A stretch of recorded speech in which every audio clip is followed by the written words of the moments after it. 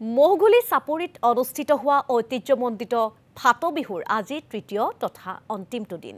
আজি উলিওৱা হ'ব বৰ্ণাঢ্য সাংস্কৃতিক শোভাযাত্ৰা।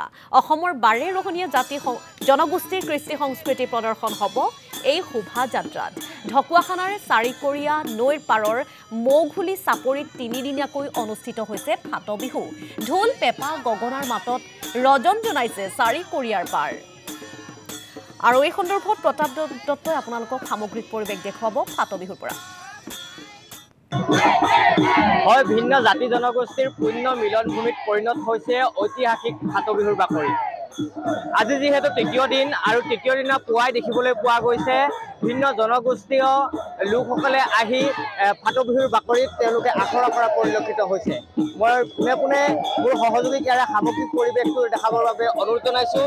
তিনিদিনীয়া বৰ্ণিল কাৰ্যসূচীৰে ঢকুৱাখানাৰ চিৰপ্ৰবাসমান চাৰিকৰীয়া নৈ পাৰৰ ঐতিহাসিক ফাট বিহুৰ বাকৰিত অনুষ্ঠিত হোৱা ফাট বিহুৰ আজি তৃতীয় তথা অন্তিমটো দিন। খন্তেক সময়ৰ পাছতে সাংস্কৃতিক শোভাযাত্ৰা অনুষ্ঠিত হ'ব।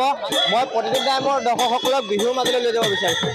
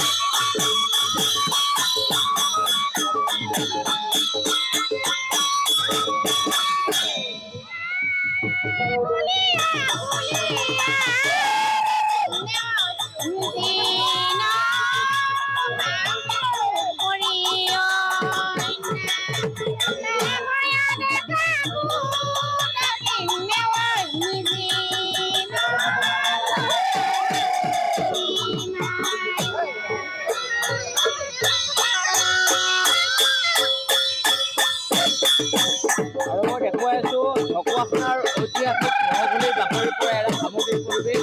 আজি যিহেতু দিন খন্তেক সময়ৰ পাছতে সাংস্কৃতিক শোভাযাত্ৰা অনুষ্ঠিত হ'ব। সাংস্কৃতিক শোভাযাত্ৰাৰ পাছতে মুকলি বিহু প্ৰতিযোগিতাত অংশগ্ৰহণ কৰিবৰ বাবে বিভিন্ন জাতি জনগোষ্ঠীৰ লোকসকল আহি এনেদৰে তেওঁলোকে আখৰা কৰা পৰিলক্ষিত হৈছে। ক'ৰ পৰা আহিছে? মাজুলী। এইবাৰে আহিছে নে আগৰ পৰা আহিছোঁ? কেনেকুৱা লাগে ইয়ালৈ আহি? ইয়ালৈ ভাল লাগিছে বাৰু, ভাল লাগিছে। বছৰে আহোঁ আমি, এইবাৰ আহিছোঁ। আপোনালোকে কেতিয়া বিহু প্ৰদৰ্শন কৰিব? এতিয়া ইয়াৰ অকণমান পাছত আশা কৰি আছে। মোৰ সহযোগী পুনৰ ইয়াৰে সামগ্ৰিক পৰিৱেশটো দেখাবৰ বাবে অনুৰোধ জনাইছোঁ।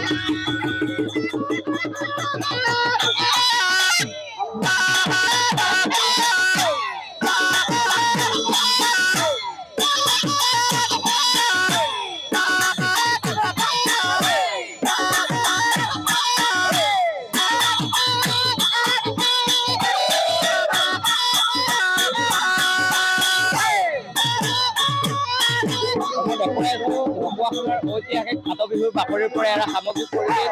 যিহেতু আজি তৃতীয় তথা